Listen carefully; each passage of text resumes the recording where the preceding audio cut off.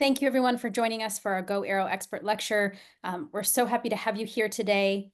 As always, we're so pleased to have our partners and sponsors with us, including Boeing, NASA, Honeywell, Iridium, RTX, Global Aerospace, Reliable Robotics, and SAFT.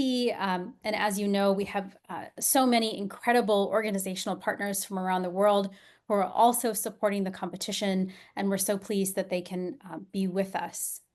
Today, we're so excited to have three incredible experts from Kappa Optronics here with us today. We have Dr. Niclas Mrotzek, who's the head of camera technologies. He studied and earned his doctorate at the Georg August University at the Institute of Astrophysics in the field of space weather research. His studies focused on the prediction of Earth-directed CMEs to protect satellites and airborne electronics.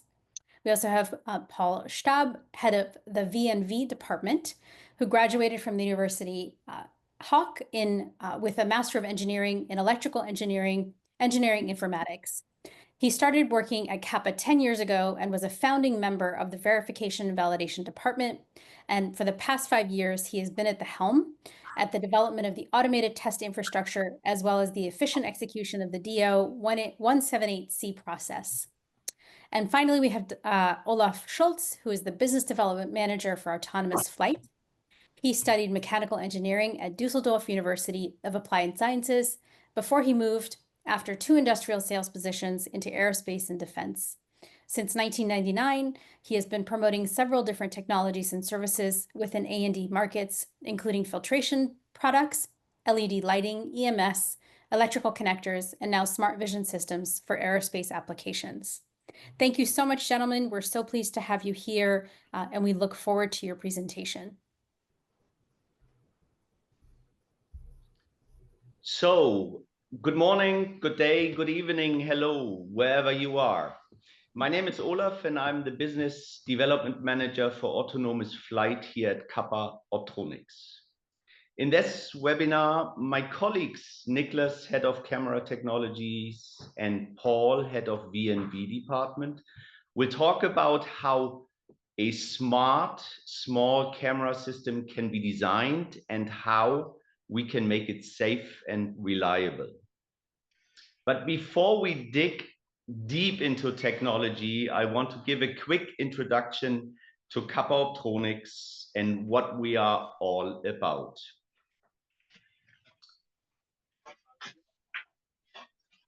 Kappa creates the world's safest vision system for defense, mobility, and autonomous machines.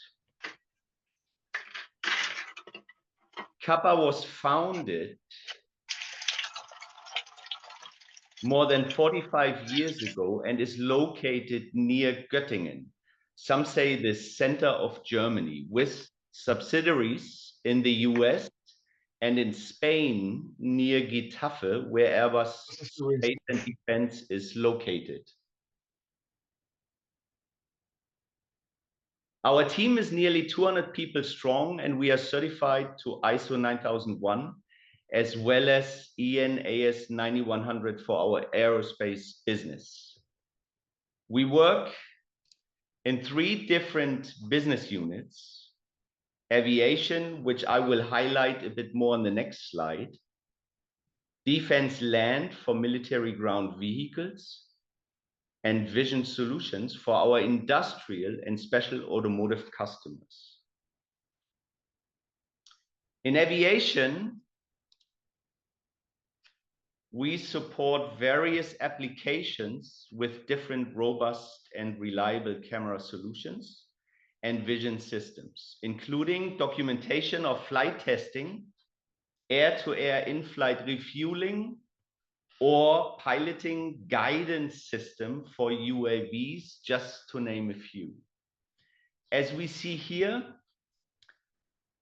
the Kappa vision system for the Airbus MRTT is a very complex and reliable product, allowing a high grade of automation within the intended use, air-to-air refueling.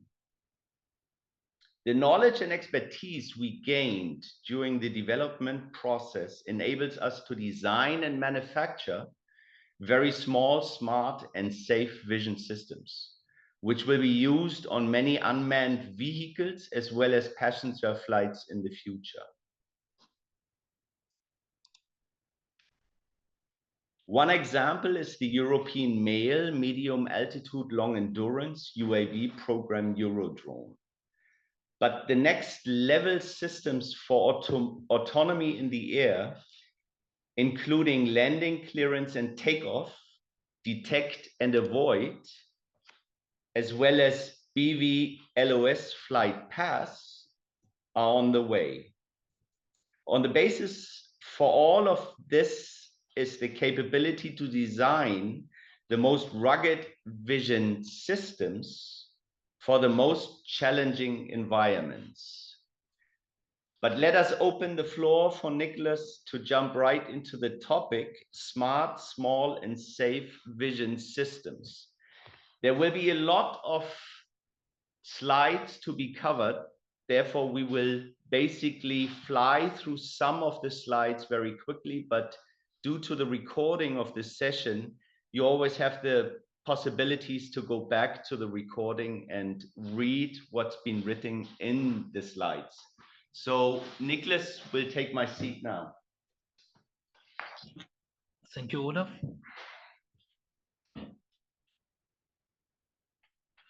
Yeah, the title of my part of the presentation is Smart, Small, Safe Vision Systems in the context of advanced air mobility. And as Olaf said, we have a lot of stuff to present today, so we cannot touch that deeply every topic, but we want to give you some insights what's important for us in the design process of small cameras for this special aviation field, and how we come from our advanced air-to-air refueling camera system to something small that can be used in smaller aircrafts. So let's start the topic with an adaptation here of the project management triangle.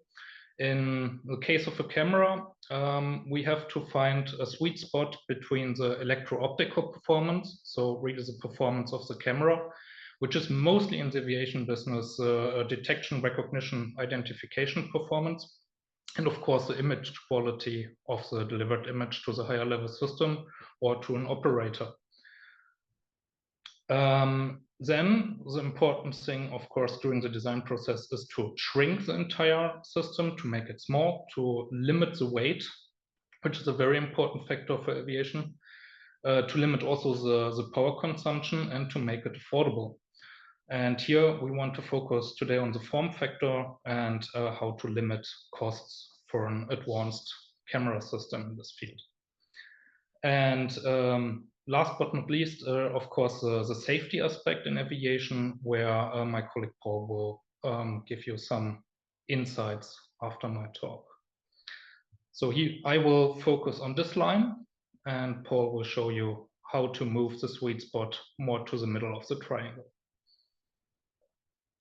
So when we talk about performance, we have first to define what is a good image of a camera system. And frequently we receive from customers the requirement, the camera shall deliver under every circumstances, under every environmental condition, a good image. And this is, of course, not such a good requirement, because, for example, as shown here in these two pictures, the contrast perception and the noise and color perception is highly individual from person to person. And I'm pretty sure if I ask now here the audience, what is the better image, the left or the right image, we will get very different opinions. Also, if the only parameter that is changed here is the color palette that is inverted, nothing else was changed, it's the same image. But luckily, there are metrics and performance criteria with which an optical or an imager system can be evaluated. And this is mainly the image sharpness, which sounds quite trivial, but is a very important system and a very important parameter. And that has to be optimized for the desired use case, of course. And the typical measure for this is the modulation transfer function, also the optical transfer function, which in principle provides a measure how well a contrast is perceived for different spatial frequencies the camera covers. The other very obviously measure is the noise performance of the imager system. In terms of the this regime, this is photo response non-uniformity and the DRNU, which is very well defined over several standards, ISO standards, or also in the EMBA 1288 standards. And in terms of thermal imagers, we're dealing more about the non-uniformity, so fixed pattern noise, about that is created by the thermal characteristics of the imager itself, and the temporal noise, which is the noise equivalent temperature difference.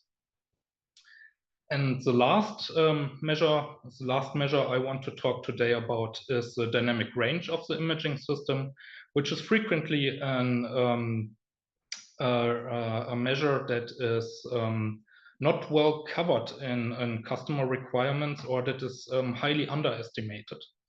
So the dynamic range is the ratio between the minimal sensitivity of the system and the signal the camera is able to record before oversaturation in the sensor happens.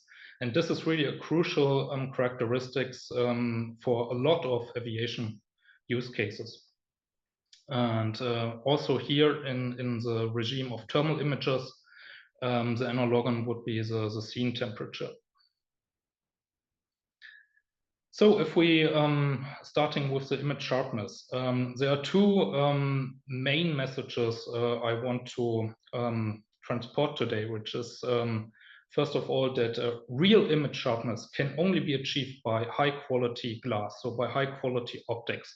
And here it's very simple. More glass means better image quality, in general, better quality. And also only glass is here very important. And the other message is clearly everything that is not measured by the imager before image processing and the image output starts cannot be reconstructed by the image processing. So the image processing main goal is to change the image appearance, not in the first glance the image quality. For this, I prepared here one example. This is the typical scenery here in Gleichen, looking outside from the lab. So we have here on the left side an unsharp image. We have on the right side a sharp image. And it's very clearly that this camera was focused on a close distance to have a sharp image in the near field of the imager, and not necessarily the mountains in the background sharp. On the other hand, if we focus on image processing, we see here the example with the sharp image. We have the oversaturated sky on the left image and the well-processed image on the right side, where we see again details of the sky, so clouds and the blue sky. Or here in the color of the field on the left side, you could think about that this is a lake or something else reflecting the light. And on the right, well-processed side, we see it's a cornfield. So if we dig a bit deeper, another very aspect about image sharpness of an optical system is where the sharpness is needed in the image.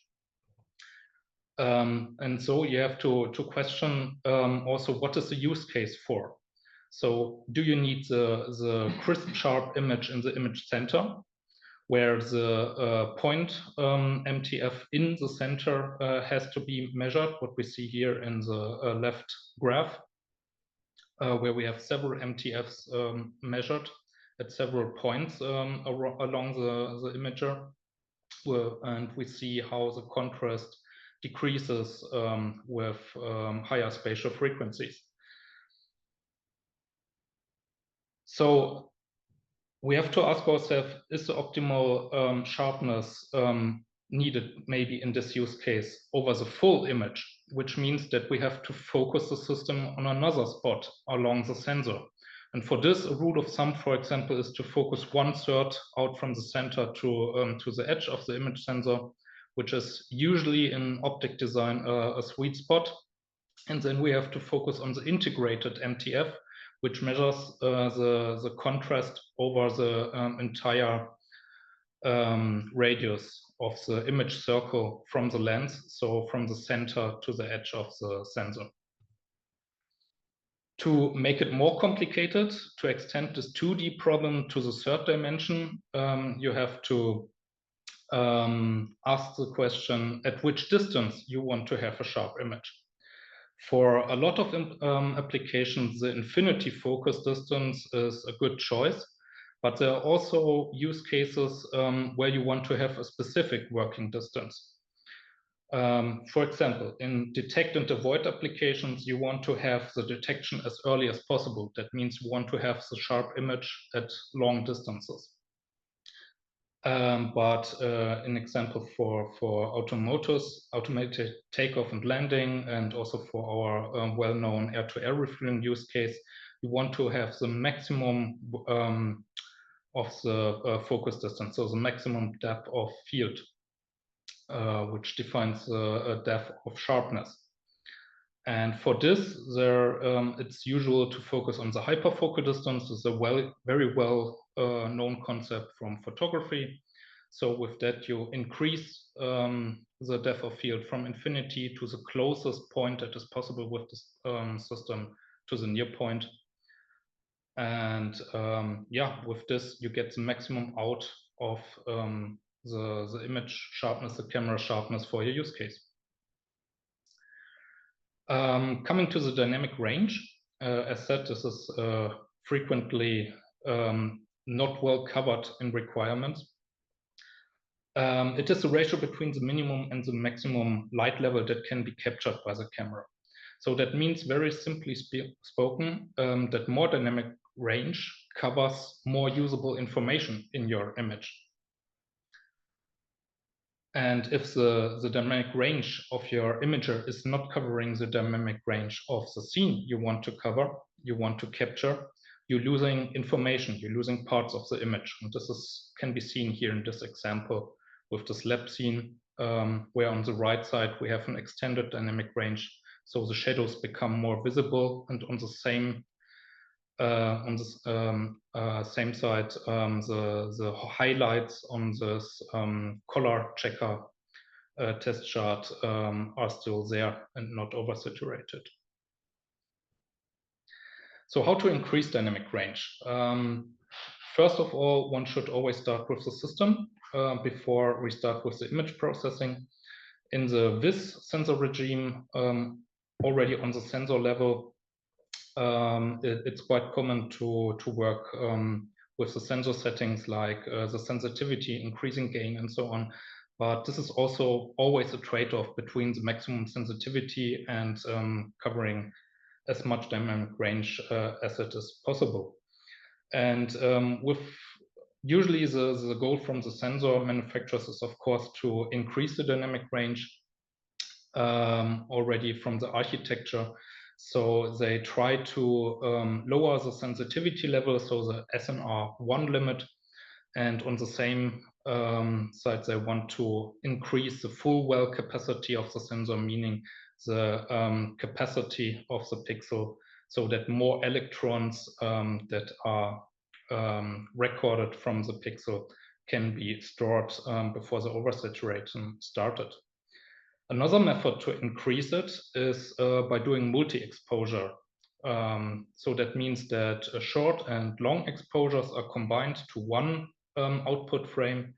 And with the last sensor generations, mainly triggered by the automotive sector, we have already image sensors that are doing this on the sensor level. So there's pixel by pixel decided if the short or the long exposure is taken, and the image is already combined on the sensor level, which is a really nice and good working solution.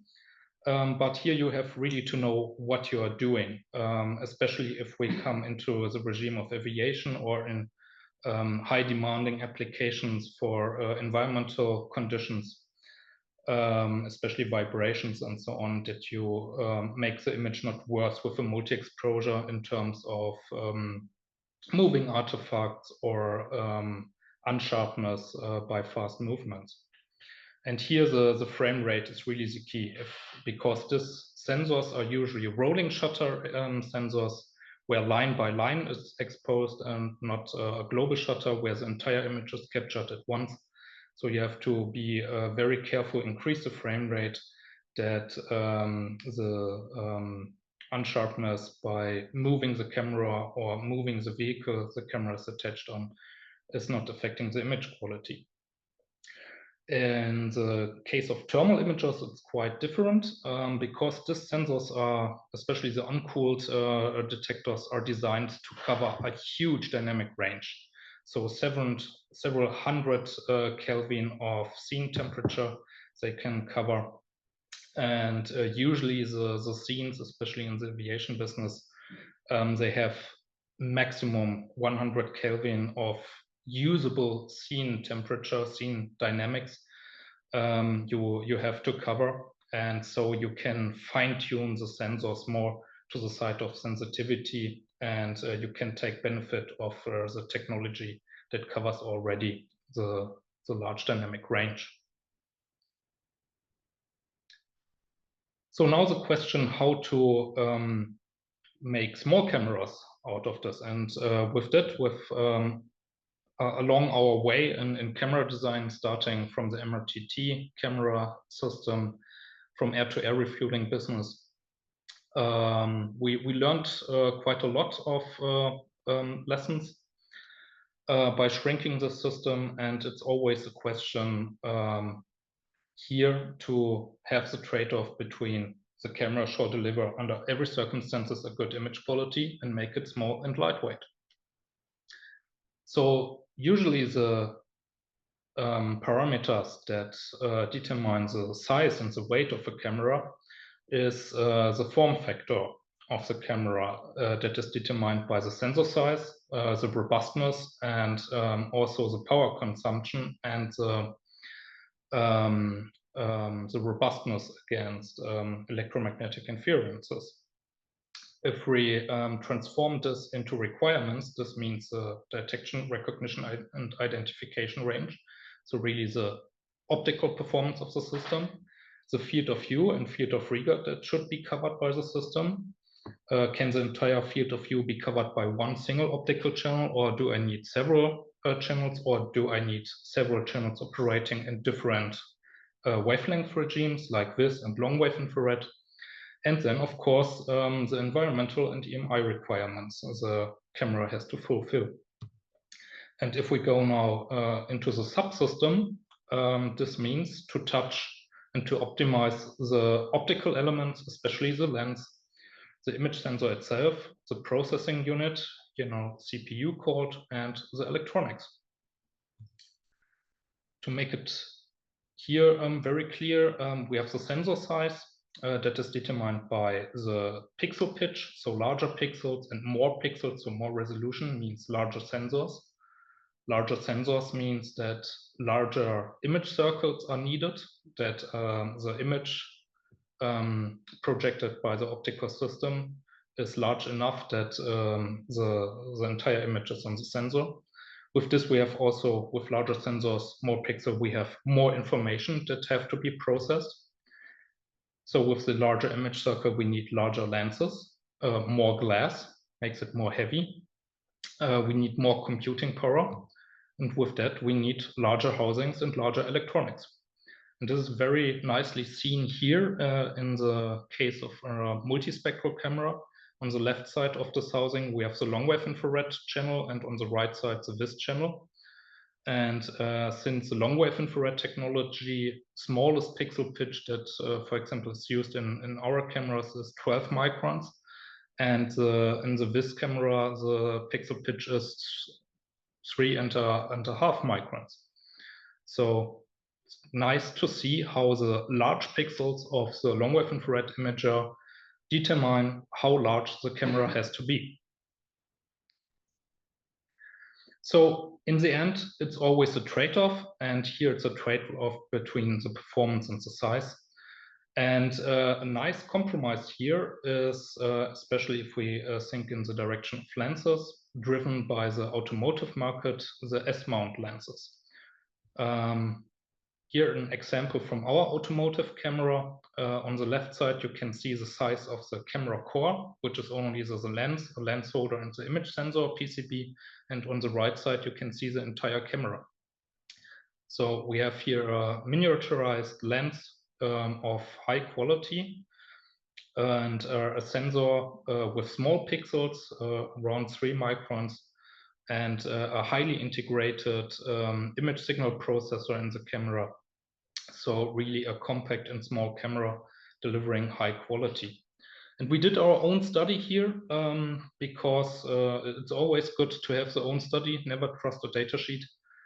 And so we measured out of several individual lenses here, the MTF, for example.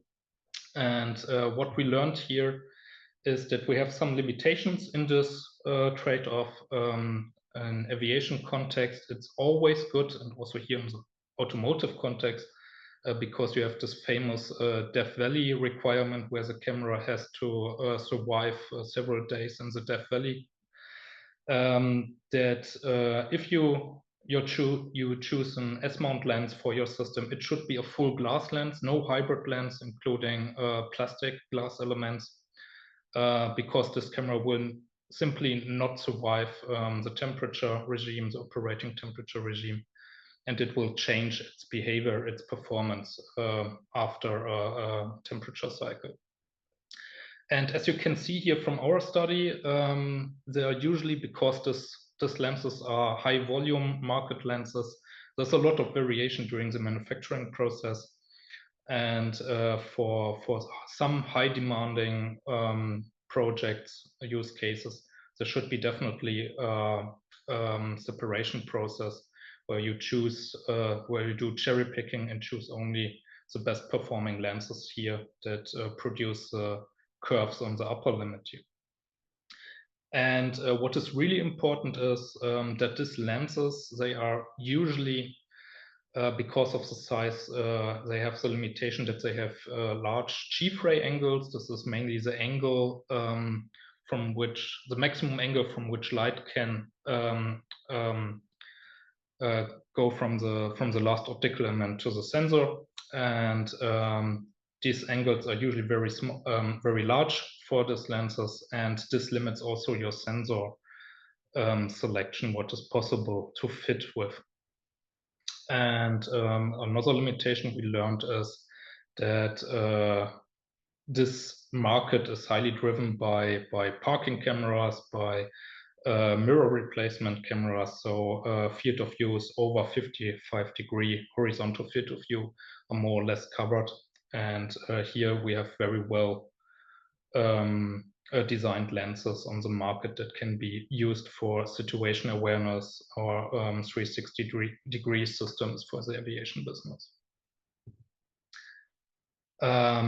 Another possibility to shrink the system is, as I said, the use of image signal processors. These are highly integrated system on chips, reliable, specifically designed for the automotive market mostly.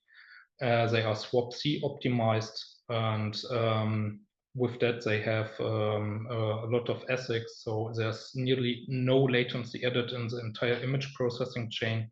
Small form factor, very low power consumption, the functional safety according to the ASIL level in the automotive sector. But the other side of the medal is that we are strongly limited in the customizability here, and that it is a black box COTS element, which is usually a critical element in aviation, but there are also ways to use this black box COTS elements in the aviation business, and Paul will tell us more about this in his presentation. Okay, the slide is in the wrong position. Anyway, one of the three parameters I wanted to talk about is the noise in an image. And here to design a high quality camera system is to your design goal should always be that the best noise reduction is simply not to record the noise. Sounds trivial, but isn't that easy in the details, because you have to know very well your system. There are several parameters you have to fine tune, not only the sensor parameters like here the sensitivity, dynamic range, sharpness, but also your thermal behavior, because image sensors, the noise increases also with temperature. And of course, you want to cover a lot of signal so that your signal to noise ratio increases. And with that, you want to collect a lot of light in the vis regime in general. So that means you have to choose lenses with small f numbers, so large apertures to collect a lot of light. And in general, the entire power management is also connected to this. In case you want to combine the sensor with an active cooling, like a tech element or so, this is something you have to take into account. And what I really want to highlight here is, especially if you combine your camera design from the hardware with the image processing chain in an ISP or an FPGA, there's nothing like noise reduction on software level. There's only noise suppression. Because what we do here is with frequency filters to touch the image, to manipulate the image. But with that, we're not filtering out noise, we suppress it. And with this, you have also some limitations. The best way here to use this is that you know your sensor. That's, for example, why we do EMV 1288 measurements for every sensor here we have in the development, so that you know which filter design you have to use in the image processing. And especially not to over blur by noise suppression the image, because then of course you're losing again the sharpness you want to have in your image. So this is really a limit. So to close my part of the presentation, I want to show you some field experience pictures here. One of our systems we have in field is this camera system, a multispectral camera system with 3 individual camera boxes, 2 front cameras mounted on the Pioneer Lab here from Airbus helicopters. These are multispectral camera boxes with the long-wave infrared channel and the vis channel. The funny thing is, in this camera, our automotive camera is included in the vis channel. So it's very tiny, but there's also a lot of processing power in the system to provide a sandbox that also a lot of experimental image processing can be tested in. And from this point on, the entire system can be shrinked further and adapted to different use cases. Additional to this, there's a bottom sector camera box mounted on the belly of the helicopter to provide a camera image for takeoff and landing. And yeah, as said, it's mounted on the Pioneer Lab and is a system for autonomous ATOL test cases and complete path planning for the autonomous flight. So here is a picture of the front camera of the vis channel, where you see really the benefits of high dynamic range, because we have here mid to low tones in the sky with the dark clouds and the bright clouds that reflect the bright sunlight. And on the other side, we see still a lot of details in the sky. We see a lot of details on ground, in the forest. There's overall a very good visibility of lights and shadows. In this picture, even if it is a 7-degree, so more or less a wide field of view camera, we see a lot of details, which is the big benefit of this M12 S-mount lenses of high quality, all glass and a low F number. So you can see here the power lines, and especially in the use case of an autonomous flying vehicle for machine vision. These are very important details that have to be sent and processed by the to the higher level system. And here we see the belly camera with the landing area of the helicopter. And from here on, we start with a small video created by our marketing office. Where's cursor to make it full screen? So here you see the other application fields, the Maler, the MRTT. Yeah, here we see a video from the air-to-air refueling process from the VIS channel in the MRTT camera box. And now we start with another marketing slide.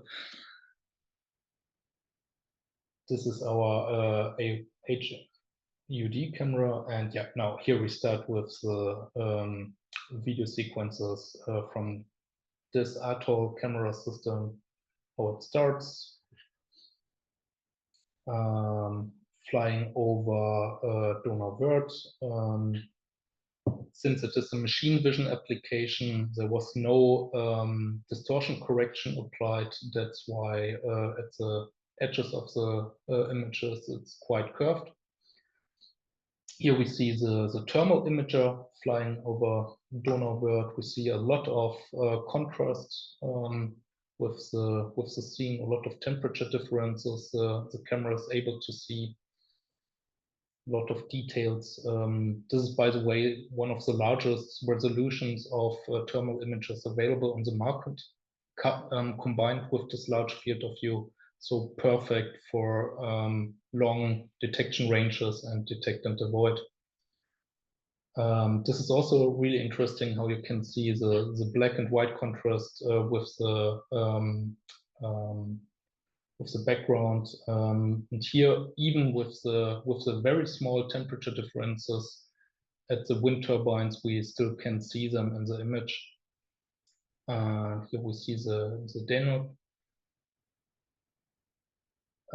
Which is, by the way, also really nice that there are no oversaturations anymore with this sensor generation with direct sunlight, what we could see in the reflection in the water. And yeah, that's it, landing again. Yeah, and with this, I'm finished with my part of the presentation, and Paul can take over.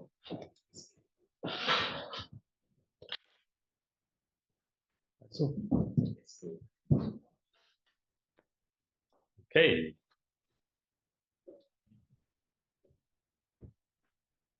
So, welcome to my panel.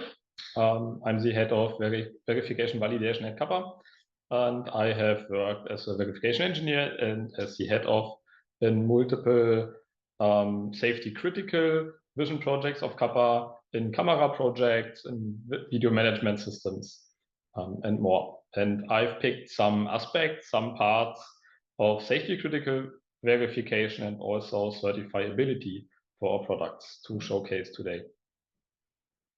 Of course, I'm starting with the V model to showcase that my team and me, we are working on different levels in the product design. So usually the camera is viewed in multiple layers coming from the customer needs and discussions, the deriving of the Kappa system design, and then refinement on lower stages as per safety standards required. And we see also the tool sets that Kappa is applying. So it's really important in complex aviation safety projects that we are involved from the beginning on. So the product does have multiple stakeholders on the customer side. So in the first hand, it is the technical project lead where Niclas and his team is doing everything to produce a nice product with good video quality and all that, and to get the main goal. But there's also usually a safety person in the background that really need to approve my product in the end. And for that, the verification validation department at Kappa is working organizational independent from the business units. And we also have a technical quality assurance supporting that. So we are organizational independent, but we are working strongly together with our developers through all life cycles. So as the safety projects are usually high effort and long duration, it's crucial to place feedback early in the loop. So to introduce with customer discussions about technical goals and how are they certifiable, that V&V engineers give feedback to requirements about the testability of given requirements, of aspects of the camera, of architectures. And in the ongoing development life cycle, we're really strongly connected to the development team. So the V&V department at Kappa is not some step coming at the end of the development. We are in interaction with the developments throughout the life cycle. So speaking about safety projects, there is a classification. Here I've picked the DO-178C, which is the standard for software safety development. And we are working usually in 2 safety levels, which is the DAL-D safety level in the entry, where we have some aspects already to cover. And we need to prove on the black box as a V&V team that the product is working fine. So working on most of the aspects that Niclas has shown recently. That's for the lower safety level, but Kappa is also able to handle the higher safety level, the DAL-C level projects, where we need to prove that a product is working as a white box correctly. There are more safety levels to come, and they're determined by the occurrence and by the criticality of an incident. But most interesting is the gap between a DAL-D and a DAL-C product, because we need, on the one hand, to evaluate the outside, the workings, the functionalities of the product. And on the other hand, we need to evaluate every single line of code. On the lower right side, you see the objects by the safety standard for safe software development, plus verification, and you see a steep increase between DAL-D and DAL-C. I'm talking about this because it has a key impact for camera design before we even start to verify or start to think about certifiability. Especially in DAL-C, we need to put a lot of work in showcasing a lot of details. And therefore, we want to start our efforts in the very beginning and ensure that we're just applying safety levels to contents of a product that's really necessary. Kappa is developing the full cameras. We are doing the housings, the electrical parts, the software, the FPGA application software is needed. And therefore, we have a lot of flexibility in our portfolio. Niclas has already shown some different designs, but we can scale with our customer needs for safety levels, for more integrated, more complex image processings. And we are really open to discuss the need of the customer, also in regard to the safety level, to the higher level system integration, to the details about certifiability, to bring down the efforts for certification and verification and also development already before the real development of the product has started.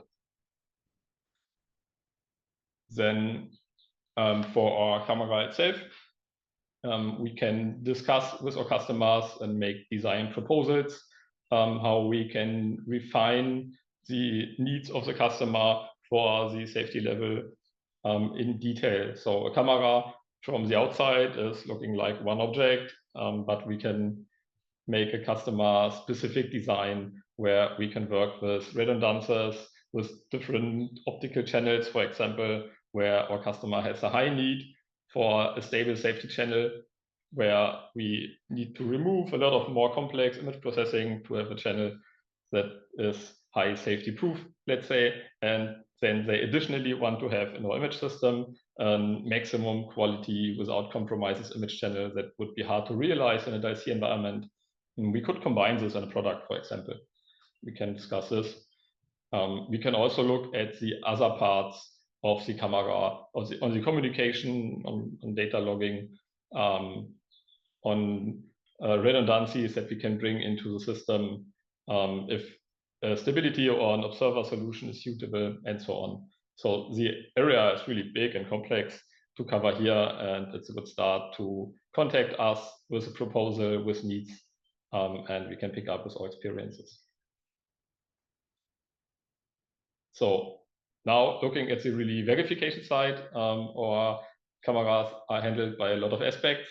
So the first one is the environmental robustness of our systems, as they are flying often in aircrafts or put into land vehicles in hard conditions. We need to prove for our internal proof of design that they're withstanding that, and also for our customers. The optical assessment of a product is really important, and Niclas has shown a lot of details here. And then the basic system functionality, so the reaction to simulations from the control interface of the camera to reactions from the surroundings. First of all, the ruggedized, I've put some examples here, what a camera needs to withstand. So there is really a lot of variance in it. We have high, low temperatures, then quick and slow changes. We have high humidity scenarios, and a lot more like sand, dust, icing, fungus, and so on and so on. Yeah. So we can test that internally with some climatic chambers to make development evaluation and check our own design, but often it's required that certified test labs produce the results in the end. And here we have a variance of partners that we are working together with often.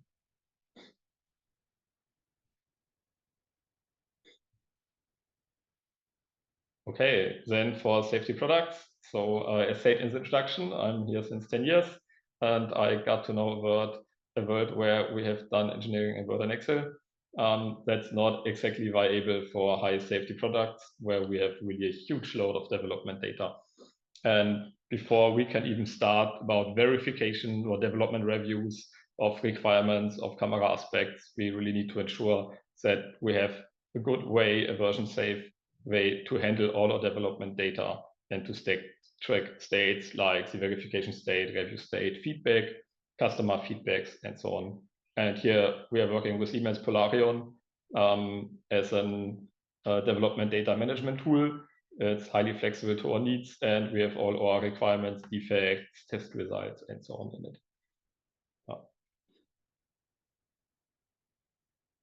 Okay, now when we have our development data all go together in our tooling, we approach our safety project for verification.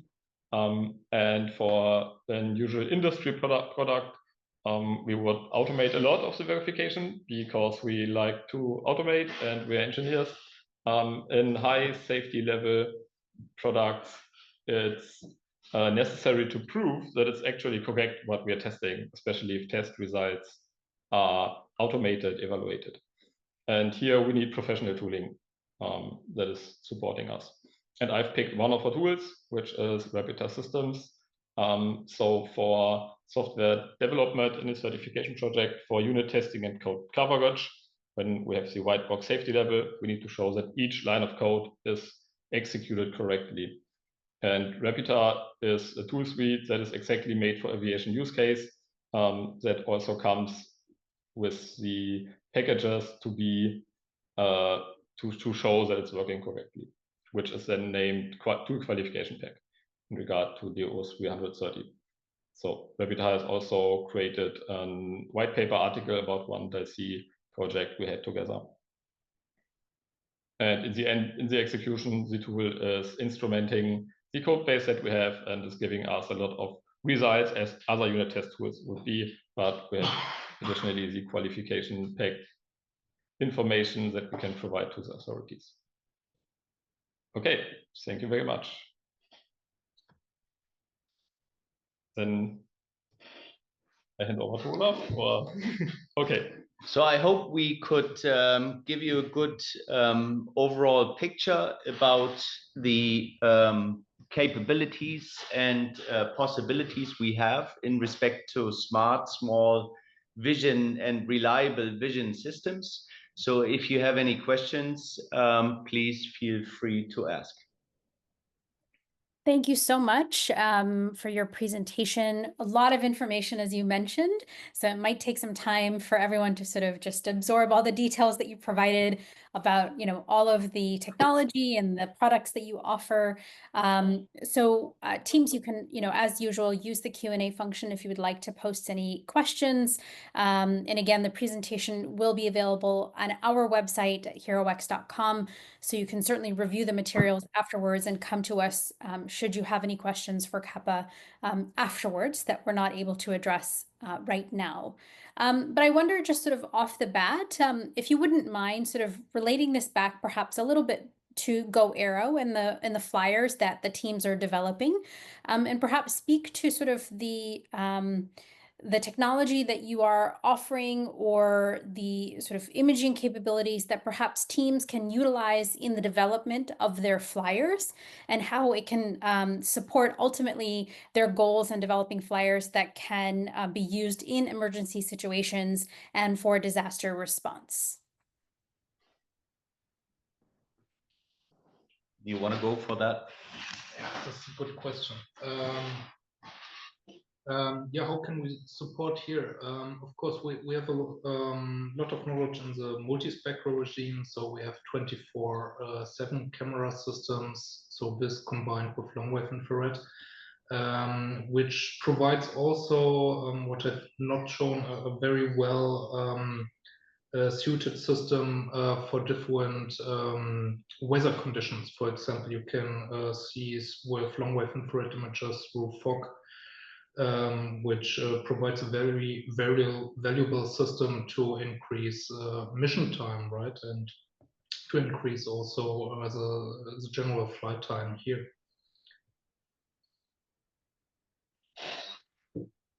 This is one part, of course. And then we are happy also to discuss customized solutions here, or customized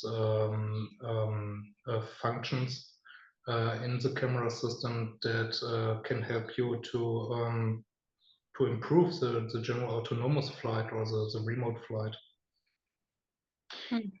Additionally, we do have modules from our automotive side for the AAM world available, can be easily used as a demonstrator if a need for normal standard vision system-based camera needs is targeted for these applications. And how might the teams be able to access such resources or learn more about them? Just get in contact with us. We are available either through email or through LinkedIn. Just shoot over messages and we will definitely reply to these. Okay, perfect. Yeah, we can certainly do that. We can offer your contact information to the teams so that should they have any questions about these resources, they can learn more from you directly. That would be great. Absolutely. Thank you so much. Yeah, absolutely. It seems that we don't have any questions at the moment, any additional ones. I wonder if there's any last pieces of perhaps advice that you might offer to the teams. They're currently in their stage 2 process, which means that they're actually developing subscale prototypes that will eventually fly by September.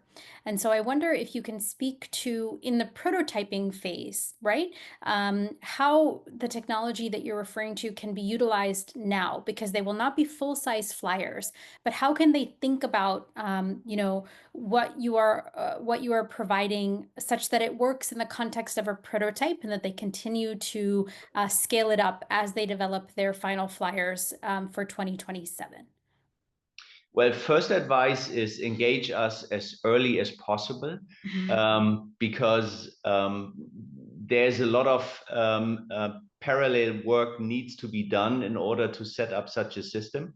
And the other one is, as we have proven that our module, for example, for the automotive industry, is only 65 grams and is 40 by 40 millimeter. So it's a very, very small device, which can also be used already on smaller scale aircraft modules or models. Therefore, we should be prepared to support. Yeah, that's very, very helpful to understand then, that because it's so small, it can be even utilized at this particular stage as the teams are prototyping. So something that, you know, they can start incorporating now instead of waiting until they're doing their full-size models. Correct. Great. Very, very helpful to understand. So, yep. Yeah, one addition here. The challenge is not always to find the suitable camera solution or the suitable COT solution we have already here, but the challenge is to have the interface to the higher level system. And that's why it's really, really important to get as early as possible into contact, so that interface can be well defined and it can be easily integrated in the team system. Absolutely, makes complete sense. And certainly while they're doing their testing and evaluation process and that sort of thing, it can be done sooner rather than later as well, if they do the integration now, as opposed to, you know, a year from now. So that's very, very helpful to understand. So thank you so much, Kappa. We are so pleased to have you here with us. We very, very much appreciate the entire presentation, and we appreciate your support for the teams as they continue to build out their prototypes and eventually their full-size flyers. Thank you so much for your time. Thank you, and all the best. Thanks. Bye-bye. Welcome.